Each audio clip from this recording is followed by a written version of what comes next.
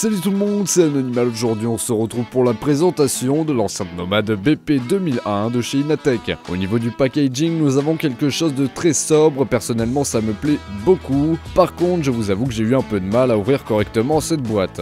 Une fois ouvert, vous allez pouvoir avoir accès à un câble jack mal 3,5, ici malheureusement cassé, un câble USB pour charger votre enceinte. Notez que vous pourrez aussi la charger avec la plupart des chargeurs de smartphone Android. Vous aurez aussi bien sûr l'enceinte elle-même ainsi qu'un petit manuel d'utilisation intégralement en anglais.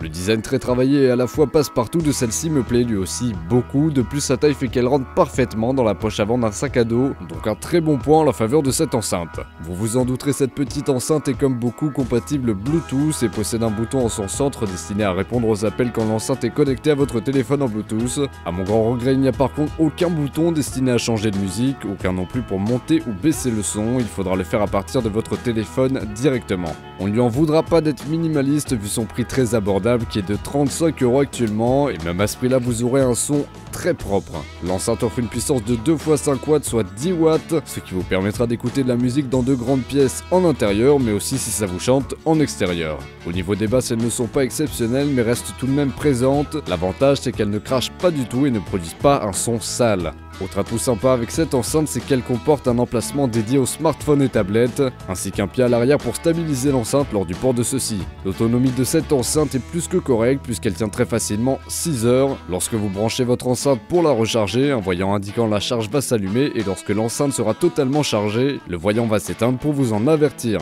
L'enceinte n'est pas résistante à l'eau mais Inatech commercialise aussi une enceinte splashproof dont vous pourrez retrouver un test dans la description. Pour conclure, cette enceinte est une très bonne affaire puisque son prix est de, je le rappelle, 35 €. Le produit conviendra donc à n'importe quelle personne voulant une petite enceinte portable sans pour autant exiger d'énormes performances. J'espère que vous avez aimé cette présentation. Si le produit vous plaît, vous pouvez directement le commander grâce au lien que je mets à votre disposition en description. En attendant les prochaines vidéos, je vous dis salut à tous, ciao et à la prochaine pour une nouvelle vidéo.